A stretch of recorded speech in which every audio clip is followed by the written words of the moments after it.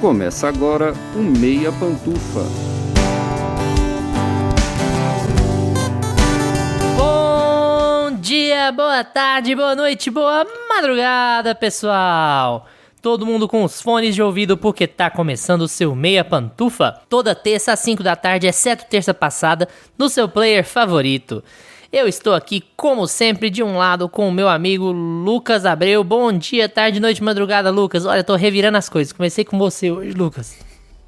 E aí, assistidores de filmes de monstro? E aí, revirando as coisas. Comecei com você, já faltou a voz, a garganta foi embora. Inclusive, pedindo desculpas por não termos tido episódio semana passada, mas caramba, que zica que eu vou te contar. Um tava de morredeira, o outro não tava respirando, tava sem voz, o outro com dor de cabeça, e aí deu errado, deu ruim.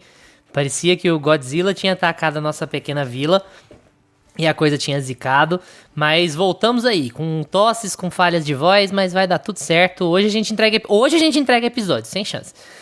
Estou também comigo do outro lado, meu amigo Gustavo Azevedo. Bom dia, tarde, noite, madrugada, Gusta. E aí, assistidores e cinéfilos do Meia Pantufa, porque agora tá misturado e eu tô assim, né? Entendeu? Gente, entendeu? Só quem acompanha sabe.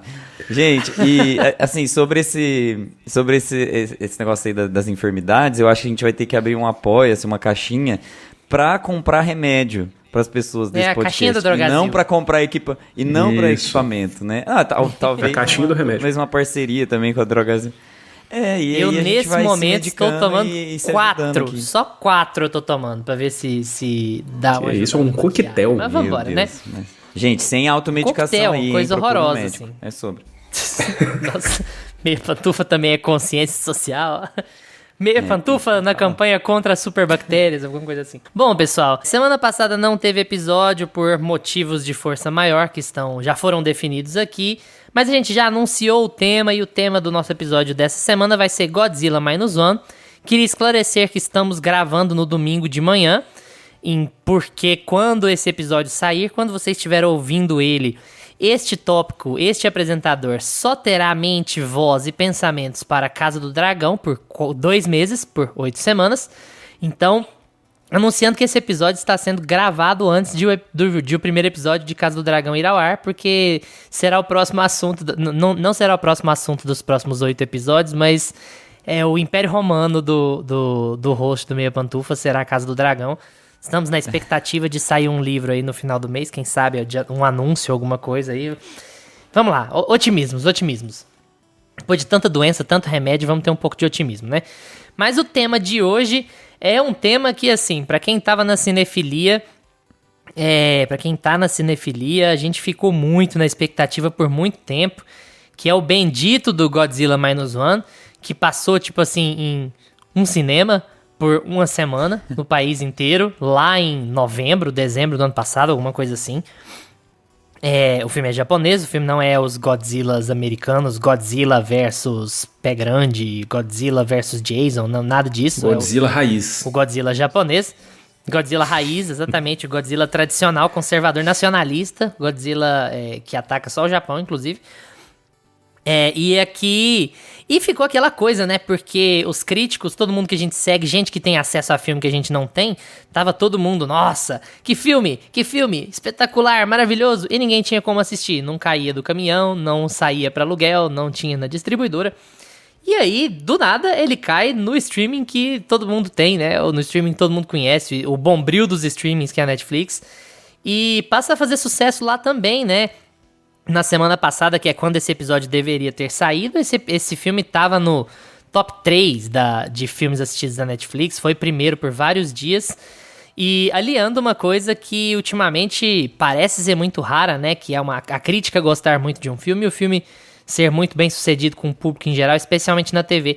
Então, a gente finalmente conseguiu assistir Godzilla Minus One, porque finalmente ficou acessível, e resolvemos fazer um episódio para falar um pouquinho sobre ele. Vocês já devem ter uma impressão, já conhecer a gente, saber como que a gente é de modo geral com filme de monstro, essas coisas meio de ação, especialmente porque a gente associa muito essa figura de Godzilla aos filmes recentes americanos, né, que um monstro contra o outro monstro, aquela coisa meio do Mega Tubarão 9, um negócio assim, né. E a pegada aqui parecia um pouco diferente pelo que a crítica falava. A gente vai discutir tudo isso e muito mais, é claro, depois da vinheta, porque hoje é dia de Godzilla Minus One, no Meia Opinião.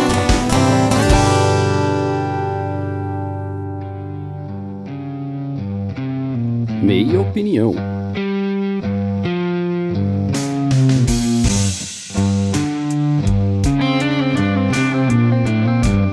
Godzilla é uma metáfora nada discreta sobre a bomba atômica e sobre o Japão da Segunda Guerra Mundial, tanto é que a maior parte das histórias, tanto a original do filme lá de... Desculpa, eu não tô com a data aberta agora, esse episódio também tá indo ao ar ao vivo, mas acredito que da década de 30, vou pedir pros meninos olharem pra mim me corrigir enquanto eu estiver fazendo essa segunda introdução aqui. 54, né? Errei bastante, inclusive. Falar de Segunda Guerra Mundial e falar que o filme é da década de 30. Eu sou um gênio. Eu tô... Um gênio, falar maravilhoso. nada, mas já que Relações internacionais, né? Ama a história, 4 anos de relações internacionais, falar que o filme é sobre Segunda Guerra Mundial da década de 30. Não. Teve um dia que eu falei que o Lincoln Memorial é o JFK Memorial. Eu errei assim, eu só falei... A gente aqui com história é muito bem assessorado. Filme à frente do seu Preciso tempo. parar de tomar remédio urgentemente, que a minha cabeça travou. Mas enfim, evidentemente o filme é de depois de 45. O filme é de 54, o original, né? E aqui a gente tem uma história que se passa logo durante a Segunda Guerra Mundial, né? O finalzinho da Segunda Guerra Mundial.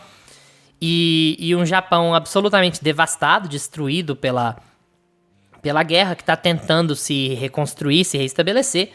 E sofre a ameaça de um monstro super poderoso que solta um raio laser e que aparentemente destrói cidades e populações de forma acrítica e absoluta. E a gente acompanha essa história pelos olhos do Koichi, não sei se eu vou falar o nome, é o Shikishima, né? Que o pessoal só chama de sobrenome, né? A gente acompanha essa história pelos olhos do Shikishima, que é um piloto kamikaze. Pra quem não sabe, os kamikazes eram pilotos que eram treinados pra morrer em combate. Um kamikaze que não morre em combate é uma desonra, porque ele é de uma elite que está se sacrificando pelo seu país. E o Shikishima é um piloto kamikaze que volta pra casa.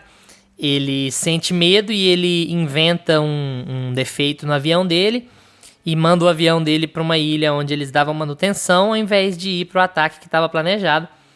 E nessa ilha ele conhece o seu novo amigo Godzilla, que destrói toda a ilha, mata todos os mecânicos que estavam lá.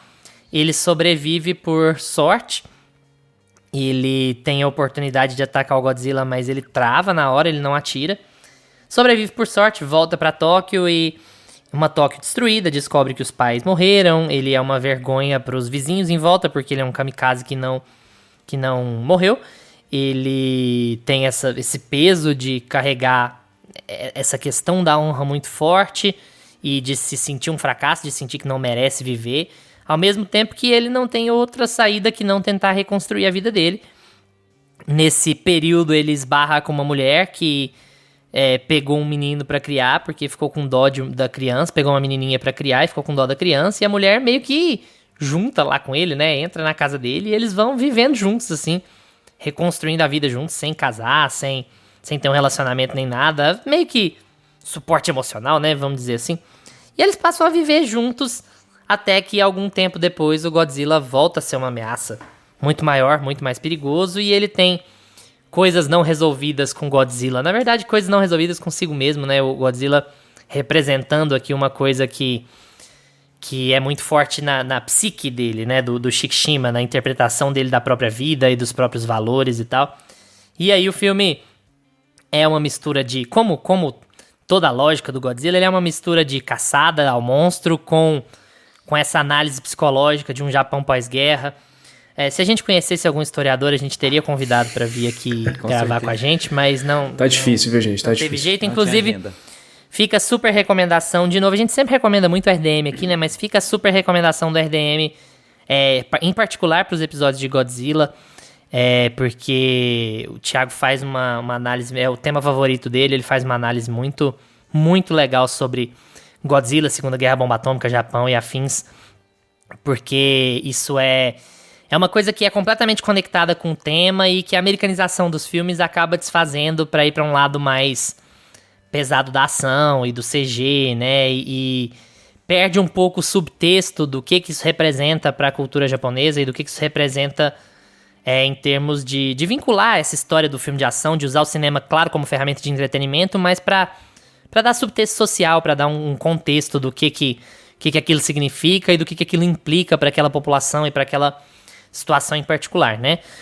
Bom, já falei muito mais do que devia, introdução enorme, uma pós-introdução enorme, vou passar para Gustavo Azevedo. Gusta, amigo, vou entregar você pra geral aqui, você tava resistente de falar sobre Godzilla Minus One.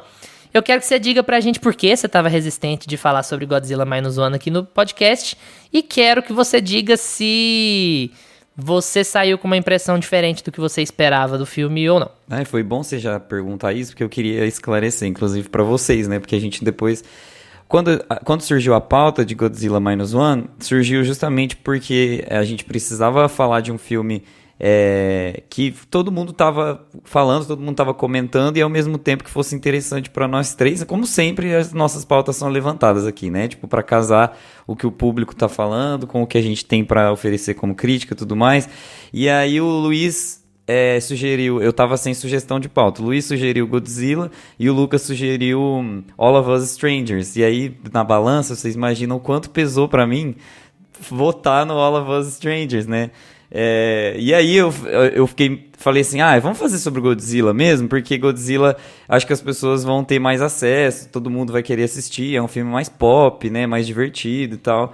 E a gente acaba discutindo sobre ele. Porque aqui nós somos ecléticos e a gente, né, tá aí pra isso. Mas eu acho que o meu ranço com Godzilla e com essa coisa assim de... eu comparei os dois filmes, achei Godzilla não tão válido pra fazer a pauta do episódio e tudo mais. Achei que foi muito mais sobre essa saturação que teve... O Luiz estava falando, né? Tipo, de Godzilla vs Kong, Godzilla ataca novamente, Godzilla e a criatura, o Ultraman. Eleven contra Godzilla. Um monte de... Eleven contra Godzilla. Porque só falta. Então, eu acho que a gente vai criando... É muito processo que aconteceu com os super-heróis hoje em dia, que a gente fala de um novo super-herói e a gente não tem muita paciência para saber do que se trata, porque saturou. Isso é um problemão, né, da indústria do cinema, porque no fim das contas não classifica um filme como bom ou ruim. Isso o tema não tem nada a ver com a qualidade do filme em si, né? Então eu falei assim, vamos dar chance, vamos conversar, tá todo mundo falando bem, o filme ganhou Oscar, né? Então vamos ir atrás. E aí eu fui remontando a minha história com esses kaijus, assim, né? Com essa... os kaijus são esses monstros gigantes que os japoneses têm, que são praticamente forças da natureza invocados para resolver alguma situação que o planeta precisa resolver. E, nesse caso, o Godzilla sendo a resolução do planeta para a tensão nuclear, né? Para a escalada nuclear que o mundo passou e está passando até hoje. A gente tem, assim, né? A gente vive no fio da navalha por causa disso. Então, é muito legal que o tema seja esse, e não discretamente, né? Como o Luiz apontou também. E tem esse subtexto histórico, social, sociológico e até psicológico, né? Por trás de toda a questão do Godzilla. Ele é uma força imparável, ele é uma representação do que é a bomba atômica para a natureza, né? Tipo assim, se tem o homem que constrói uma bomba atômica que é possível destruir o planeta também é capaz de fazer uma força implacável que vai destruir a humanidade. Então, quando você remonta os porquês, né, o contexto e o conceito do Godzilla, é muito legal. E eu não sei se vocês lembram, mas quando a gente falou sobre histórias de quando a gente descobriu que era cinéfilo, que a gente gostava de cinema e tudo mais, o meu filme que mais está na minha cabeça, o que está na minha memória, é o Kong, né? É o King Kong, o primeiro King Kong que eu vi na TV. E eu falava, gente, como é possível fazer um macaco gigante subir em cima de um prédio com uma menina loira na mão? E, sabe assim, eu ficava meio indignado como aquilo ali era uma ideia concebível na tela, né?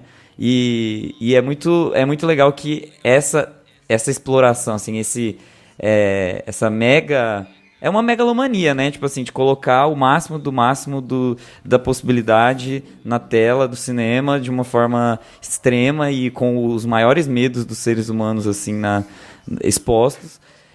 Se torna uma história legal, relevante e também com muito embasamento conceitual dentro das culturas, né? Nesse caso, da cultura japonesa.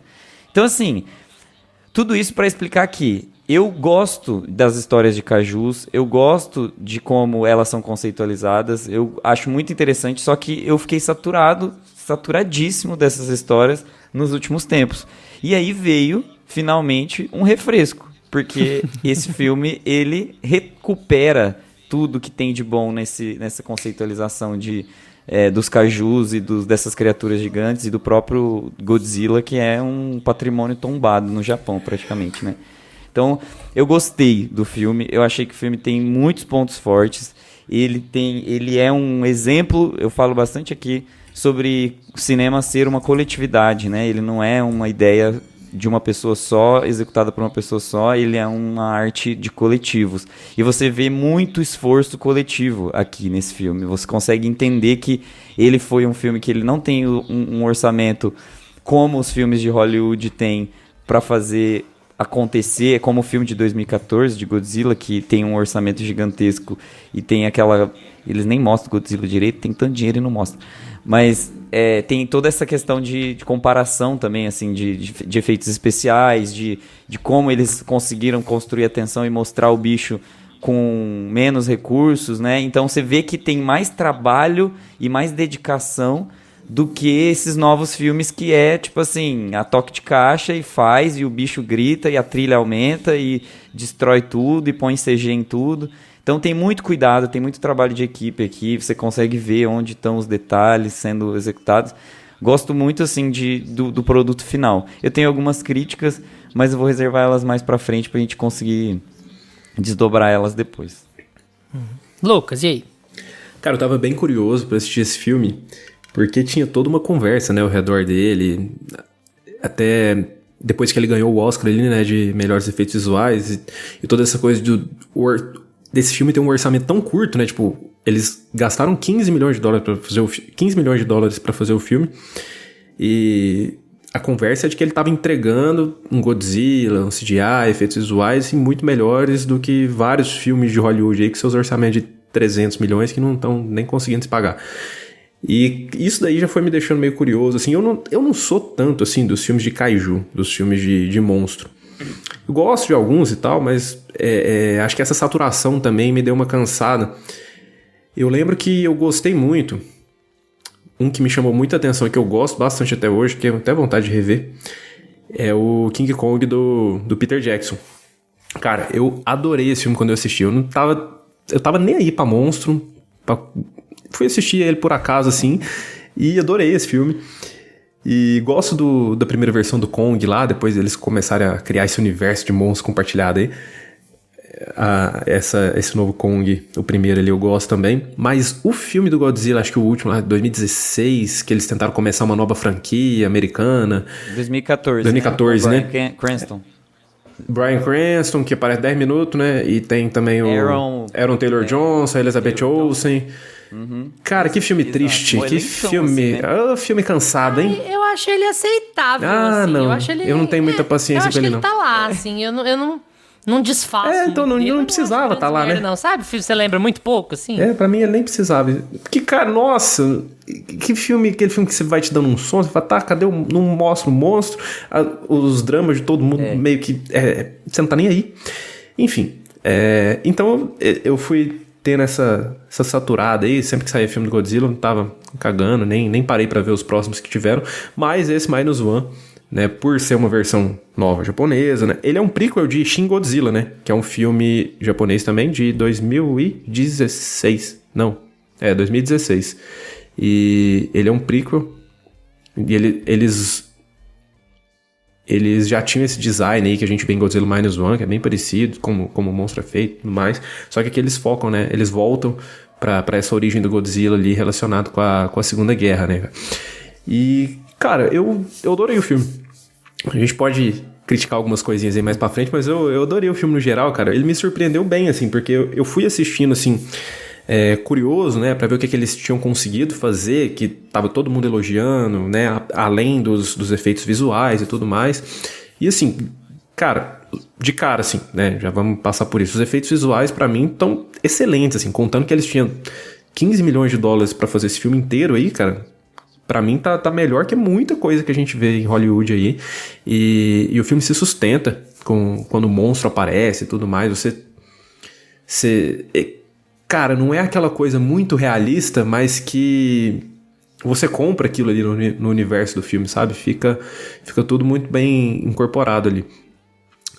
Mas ele me surpreendeu em outros aspectos, cara, que funcionam muito bem, assim, como a história, a narrativa que eles incorporam ali no filme, porque eles introduzem o Godzilla na história, né, ali na ilha, e a gente começa a acompanhar a história a partir de um soldado kamikaze ali do Japão, e o que eu mais gostei nesse filme é que eles não ficam mostrando, assim, o Japão submisso aos Estados Unidos, a relação dos dois países após o ataque, eles não pegam esse drama geralzão do país, eles focam no Japão, tá, beleza, e dentro do Japão, as pessoas que estavam lá, o que aconteceu com essas pessoas pós-guerra, após os ataques das bombas, quais são os dramas dela, como que esses soldados eram tratados pelo Estado.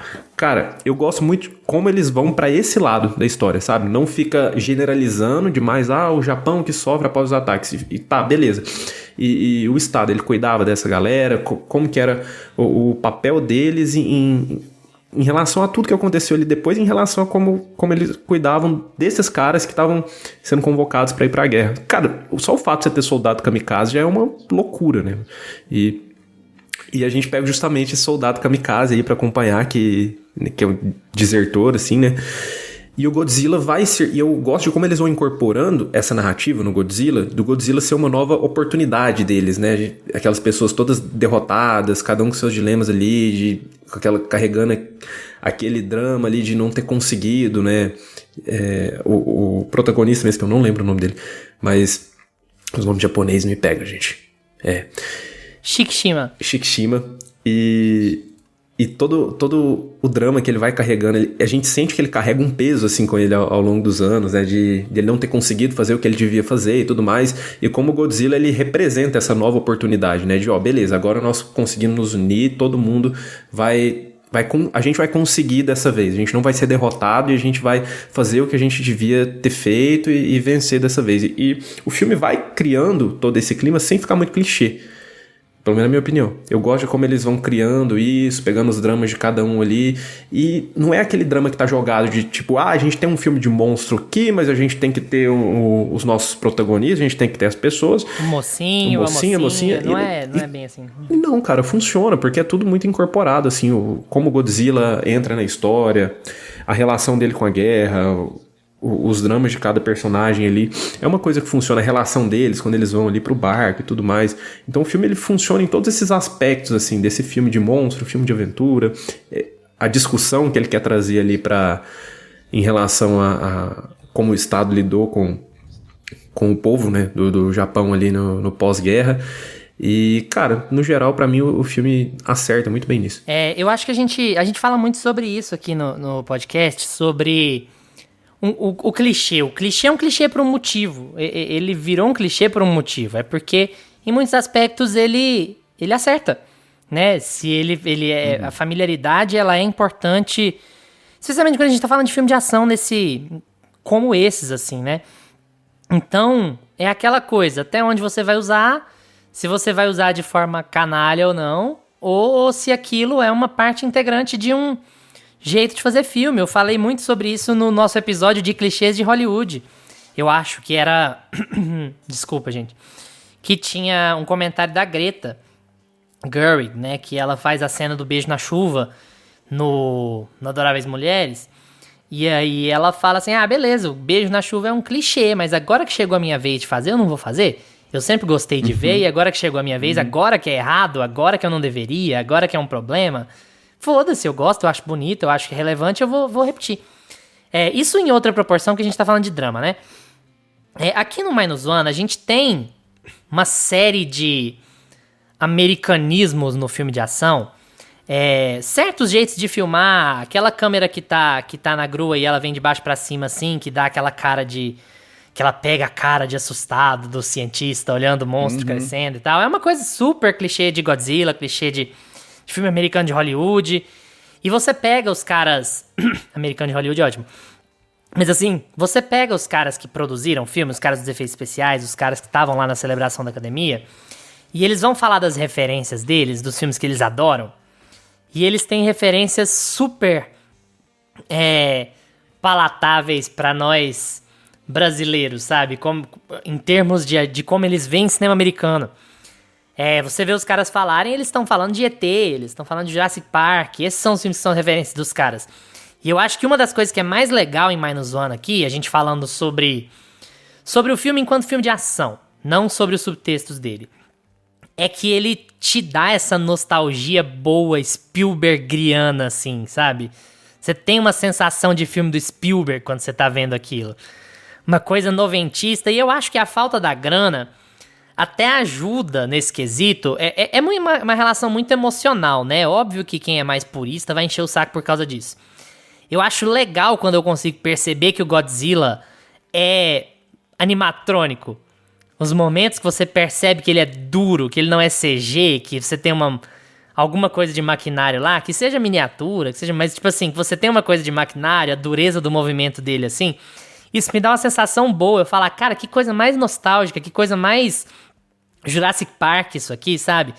Os caras fizeram um negócio pra ter um efeito muito noventista no jeito que você assiste, que você acompanha.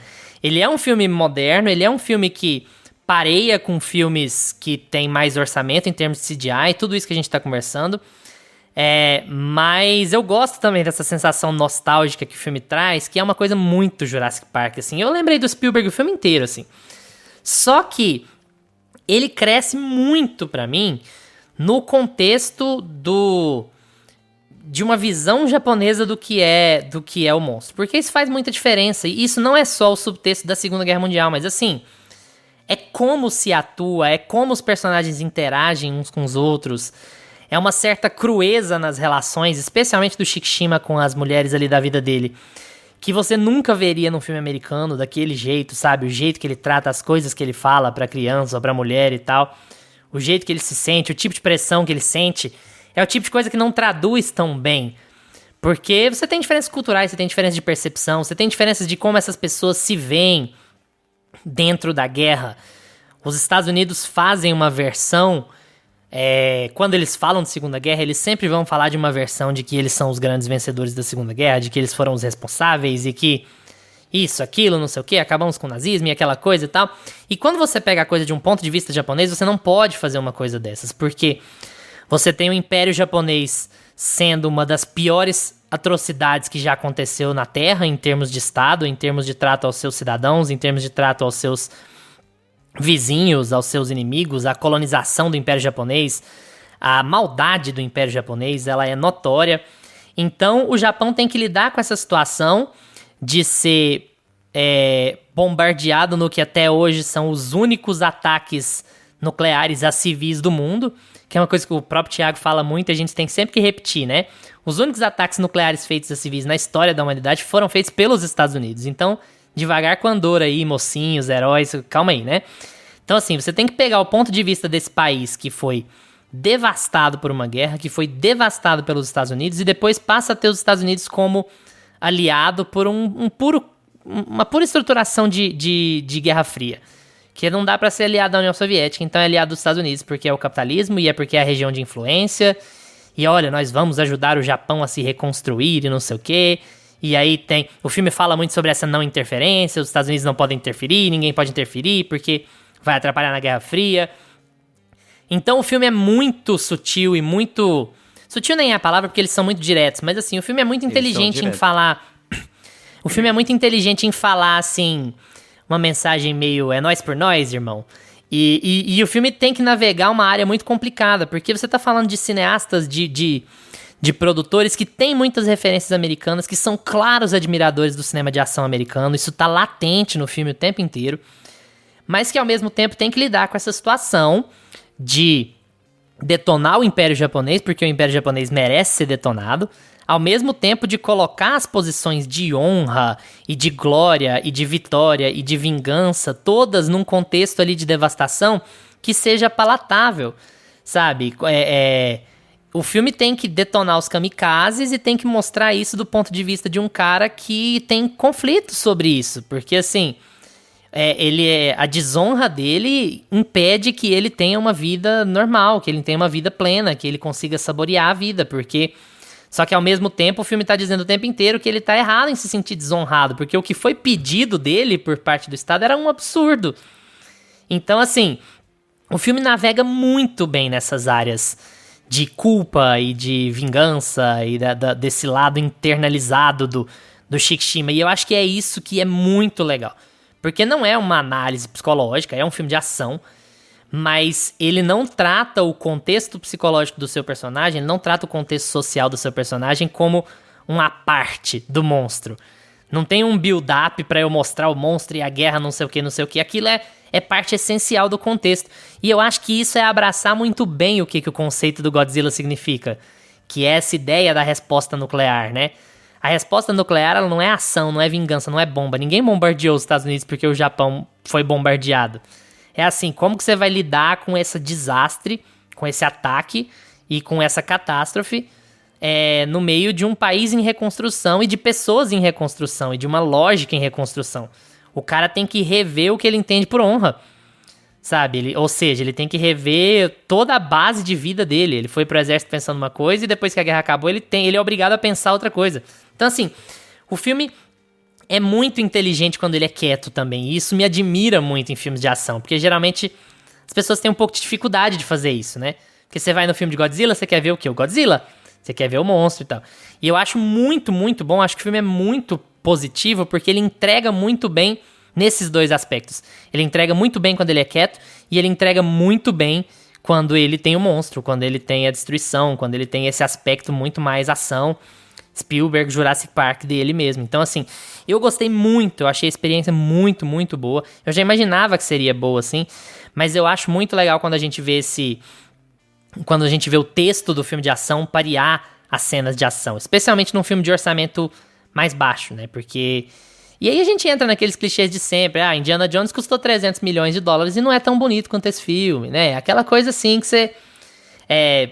do apreço à arte, de você ter cuidado no que você tá fazendo, de você ter, como o Gusto falou, essa noção de trabalho colaborativo, assim.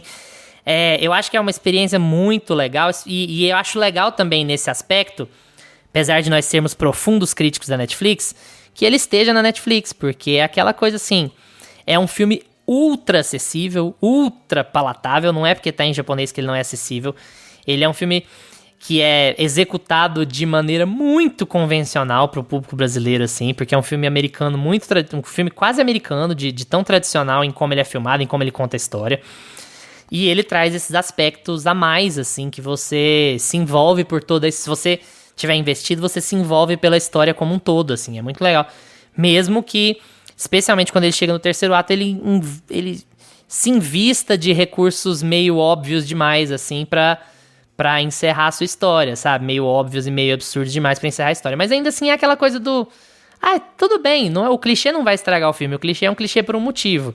Esse é um jeito legal de dar resolução pra esse personagem aqui. Esse personagem merece dar resolução. Você quer que ele tenha resolução, porque chega de desgraça, né? Puta que pariu, assim. E coitado. E ainda deixa a pontinha lá da sequência, da coisa toda. O filme encaixa todas as caixinhas... Uhum. O filme ele marca todas as caixinhas do que a gente gostaria que fosse o cinema blockbuster de ação nos anos 2020. E não é, sabe? Ele encaixa todas as caixinhas. Se os filmes de ação mainstream fossem todos mais Godzilla Minus One e menos Homem-Formiga Quantum Mania, a gente estaria bem de blockbuster, assim. A gente ia ver os filmes cult e os filmes blockbuster tranquilamente, assim. Pelo menos é a impressão geral que eu tenho, né? Gusta, você queria fazer apontamentos, críticas? Fique à vontade. É legal que eu assino muito embaixo do que você falou. Assim, o filme, ele realmente tem uma qualidade muito boa, ele tem todos esses... Ele trabalha bem os subtextos e ele trabalha muito bem a ação dele. E aí eu acho que dentro da história, a gente tem esse personagem principal que tá que a gente acompanha de perto, né? Que a gente acompanha o dilema dele. E é todo esse dilema do kamikaze, né? O dilema do kamikaze é muito interessante porque é como se ele ainda fosse uma identidade sem fechamento. Ele não... Ele é um fantasma, né? Tipo assim, ele existe, mas não e- existe. Se ele é um kamikaze vivo, ele existe, mas ele não existe. Exato. Se eu sou um kamikaze e eu tô fora da guerra e eu ainda não morri, eu não cumpri minha função.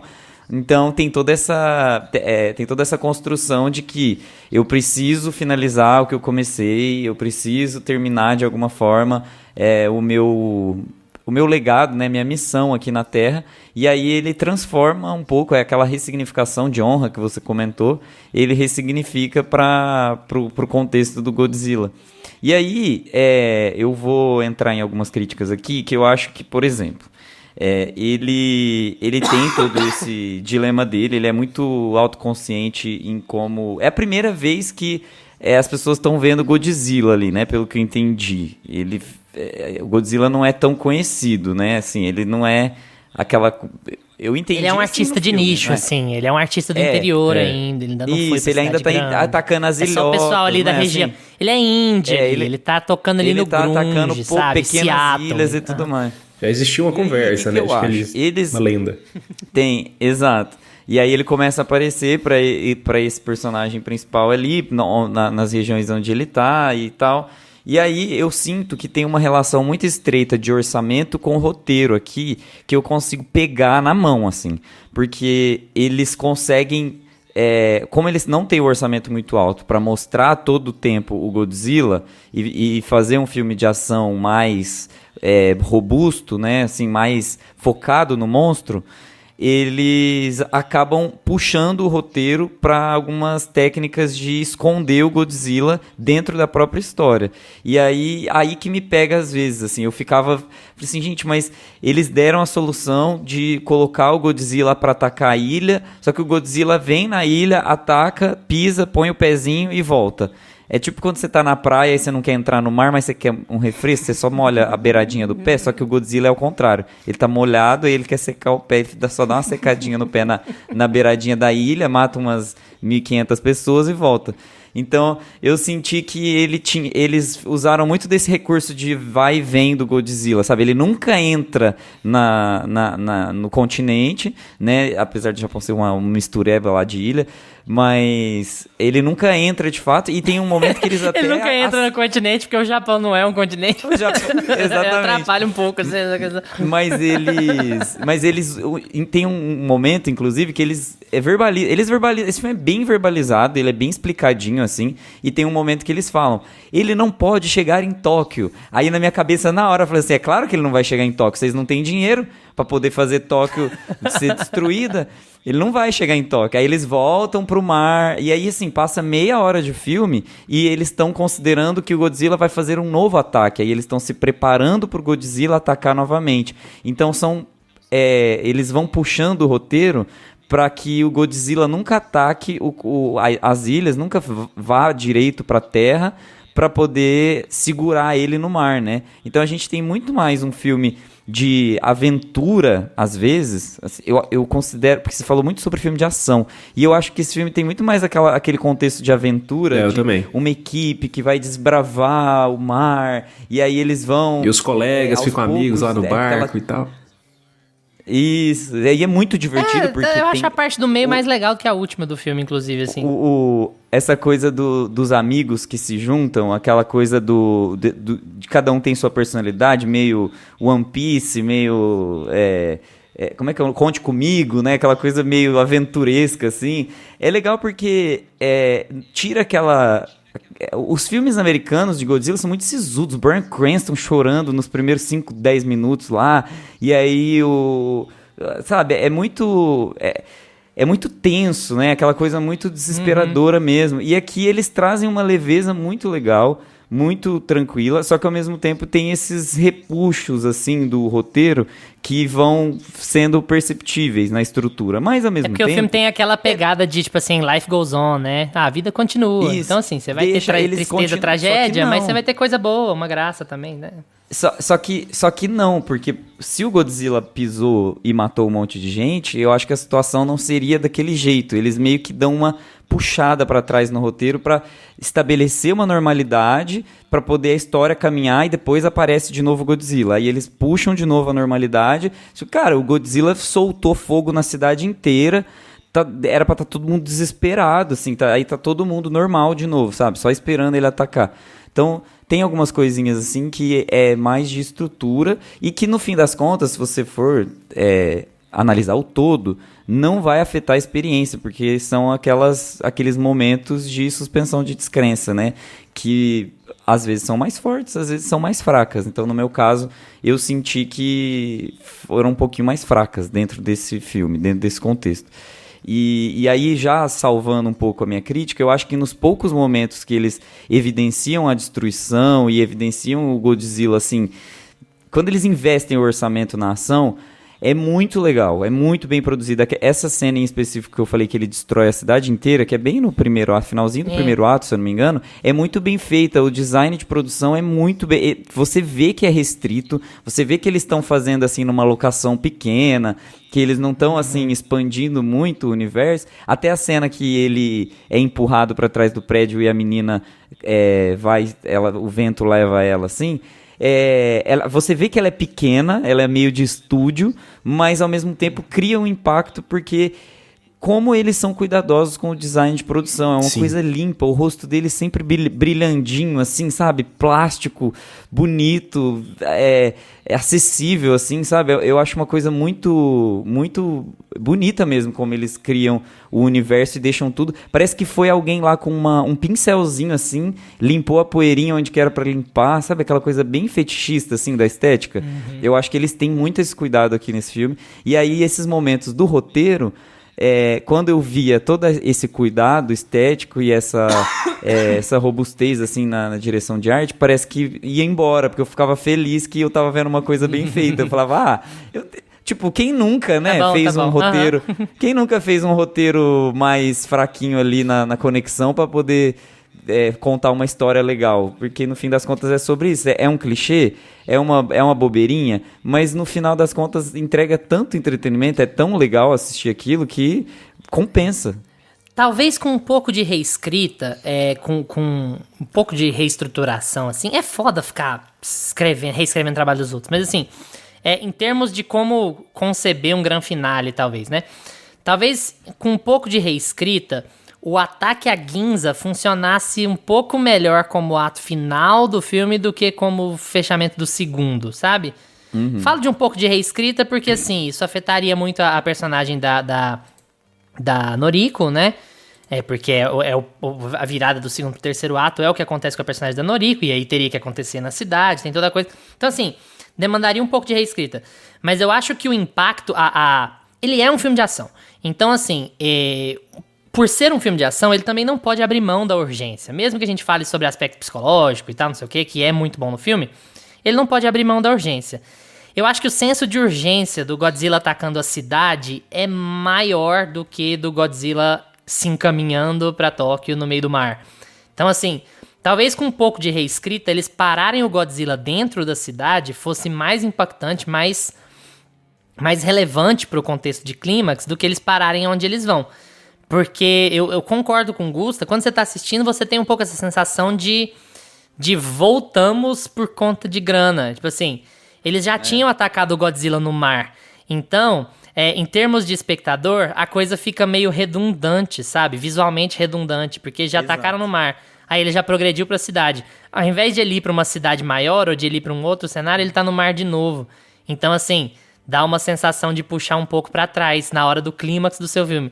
Então, assim, talvez um pouco de reescrita poderia ter adaptado isso para que Ginza fosse o ato final, ou para que eles tivessem feito alguma outra estruturação que emulasse Tóquio, que mostrasse mais destruição, mais risco, para dar um pouco mais esse senso de urgência, para ter um finale um pouco mais impactante, assim. Eu concordo com você nesse quesito, sabe? Acho que, inclusive, por tudo isso, eu acho o segundo ato um pouco melhor do que o terceiro, porque ele é mais complexo, ele trata de mais coisas, ele trata nova reconstrução, do cara ganhando um pouco mais de dinheiro, do cara fazendo novos amigos, mas ele ainda tendo bloqueio com aquela família que ele formou ali, ainda tendo bloqueio com a própria honra, com a vingança que ele espera e tal, e aí aquilo se amarrar no ataque do Godzilla Ginza e na ameaça a Noriko e tal. Eu acho o segundo ato do filme muito bom e o terceiro ele dá uma puxada pra trás por conta da redundância visual mesmo, assim. É legal, é muito impactante, é muito bonito, mas é redundante visualmente, então o filme meio que para de crescer nesse aspecto. E você sente que é por falta de grana de fazer uma Tóquio. Eu acho que você tem total razão nesse quesito, assim. Mas que pra mim afeta muito pouco a experiência, mas é um ponto a se levantar, sim, porque talvez tenha sido uma reestruturaçãozinha, assim, teria deixado o final do filme melhor ainda do que ele foi. Lucas, tem comentários a fazer sobre isso que o Gusta comentou? Cara, eu concordo com o Gusta, que dá pra gente sentir realmente, assim, isso é indiscutível, vários momentos do filme dá pra gente sentir que eles estão tomando aquelas decisões do roteiro ali por falta de grana mesmo, mas não é nada que me tira do filme também. É uma coisa que dá pra sentir, mas que não afeta a experiência. E, cara, só que eu não reescreveria, já que a gente entrou nessa questão, eu não reescreveria. Eu gosto de como ele é estruturado, porque pra mim, sempre que a gente pensa no filme do Godzilla, a gente pensa nele destruindo a cidade. Então a gente já pensa nesse clímax. E eles invertem, eles falam, não, beleza, já que a gente não tem grana, o que a gente pode fazer que vai ser diferente do que as pessoas já esperam e que a gente vai conseguir pagar? E aí eles vão pro mar. E eu gosto dessa decisão, justamente porque foge um pouquinho, apesar dele ter alguns clichês, ele pega a grande... Tira um pouco do padrão. Eles quebram um pouquinho o padrão de, beleza, vamos fazer no mar. E todo mundo já tá acostumado a ver o Godzilla atacando a cidade, vamos colocar um ataque na cidade, porque tem que ter, né? Tem que ter um check na listinha ali do que tem que ter no filme do Godzilla. Mas vamos fazer o nosso final diferente. Eu gosto dessa decisão, no geral. Mas dá pra sentir, né? Que foi muito, muito tomada por falta de grana também. Mas gosto da solução que eles tiveram. Asterisco, amigo, rapidinho. É só pra não ficar parecendo que eu detonei demais também. O que acontece no mar é muito legal. Sim, cara. Os barcos muito legal. guinchando ele, puxando pra baixo, depois puxando pra cima. É muito legal, é muito bem feito também. Eu acho que é redundante visualmente em termos de cenário, assim. Sim. Mas a execução do plano é muito legal mesmo, assim. E também é um ponto muito bom. O Godzilla, gente, eu tô no Hop Hari, ninguém me avisou. Indo pra baixo, pra cima, vai e volta, me gira, me põe uma... Eu gosto dessa solução também que eles encontram, de tipo... Porque nos filmes, pelo menos os que eu já vi, que eu não vi todos, do Godzilla é meio que assim, vamos esperar ele atacar de novo, a hora que ele chegar pra atacar, a gente vai estar preparado dessa vez. Eles bolam um plano de, beleza, como é que a gente pode pegar ele a hora que ele estiver no meio do caminho, antes de deixar ele chegar, a gente vai se adiantar com esse monstro aqui, e ele não... Bomba, a gente já vê que não resolve. O que a gente pode fazer? Pois é. É tipo assim, nossa, estaremos preparados. Poxa, ele matou só 100 mil pessoas. Ficou muito abaixo do nosso plano. Comemoramos, né? A galera já, tipo... Pô, não é pra matar mais ninguém, mano. Vamos pegar no meio do caminho. O tiozinho até prometeu, ninguém vai morrer, não. A gente vive mandando vocês pra guerra, ninguém vai morrer, não. Tá de boa, fica de boa, ninguém vai morrer, tá? Puta promessa arriscada que ele fez, né? Já diria Chicó, né? João Grilo, ou promessa desgraçada, ou promessa sem jeito. Mas prometeu, não, vai morrer ninguém, não. Tá de boa, é só um monstrinho. Tá tranquilo, fica tranquilo, gente. Eu acho que é por aí também. Eu entendo ele quebrar um pouco o padrão, mas... Como os caras concebem o filme de ação, a gente fica esperando um impacto maior. Até porque, assim, eu acho que acaba ficando pouco risco pros personagens, né? E em filme de ação você precisa de um pouco mais de risco pros personagens que você gosta. Não tá ninguém... No último ato não tá ninguém muito ameaçado, sabe? O pessoal tá mais ameaçado em Ginza. Tanto é que o que acontece com a Noriko e tal...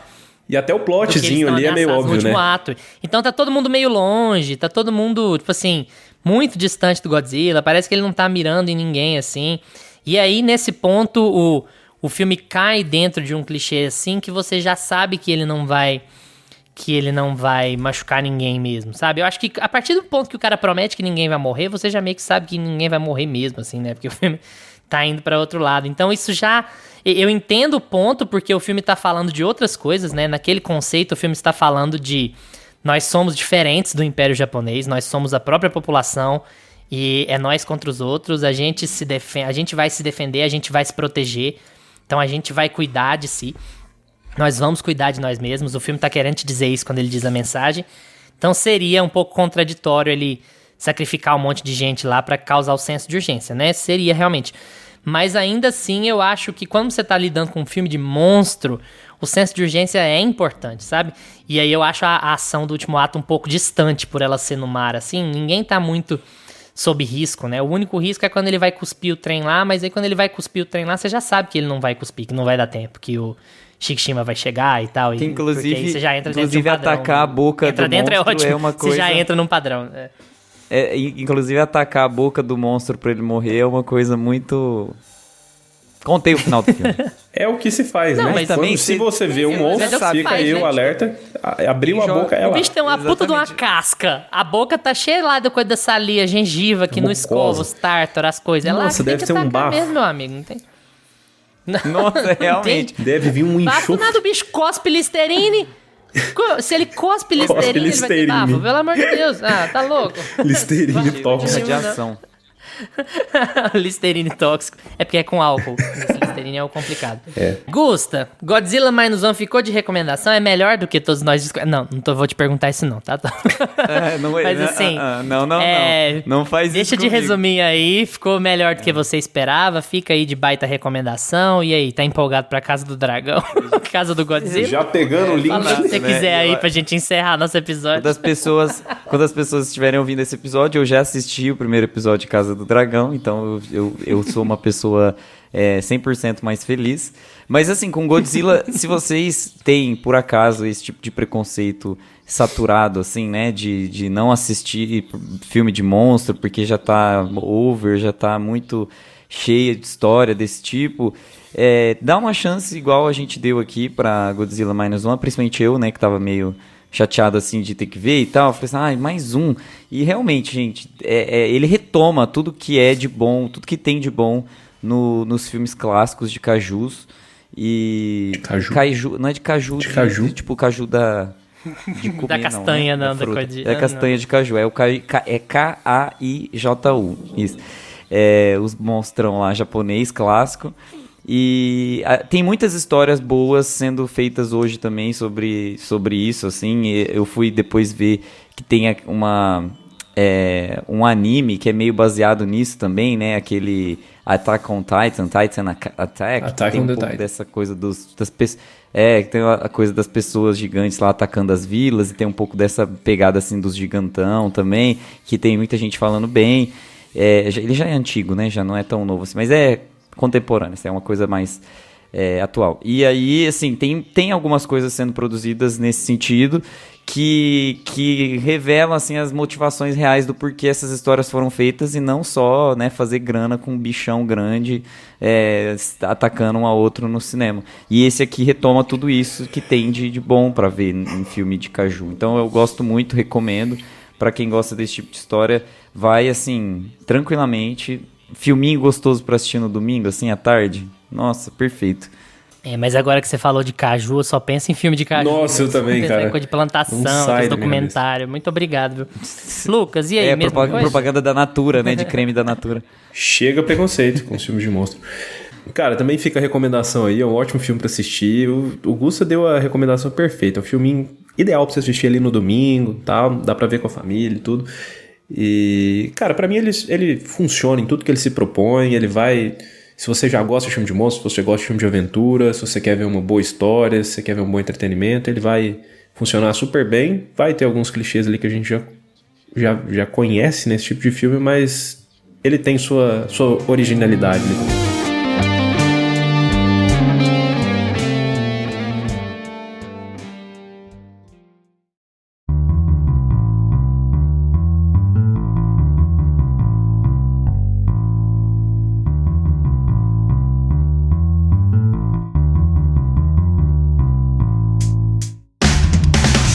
E agora é com vocês. Já assistiram Godzilla Minus One? Ainda não assistiram, mas ficaram animados depois desse episódio? Troca uma ideia com a gente no Instagram ou no Twitter, porque a gente responde tudo que aparece por lá. Valeu pela atenção de vocês. Tchau, Gusta. Tchau. Tchau, Lucas. Tchau, galera. Lembre-se de seguir a gente no seu agregador de podcasts favorito, seja ele Spotify, Apple for Podcasts, Deezer, Amazon Music. E agora a gente também tá no YouTube, então se essa é a sua plataforma favorita, vai lá que todos os nossos episódios já estão disponíveis em áudio. Terça-feira que vem a gente tá de volta com mais Meia Pantufa pra vocês. Tchau! Este podcast conta com locuções de Carla Leão e Lucas Meleiro e edição de Luiz Leão.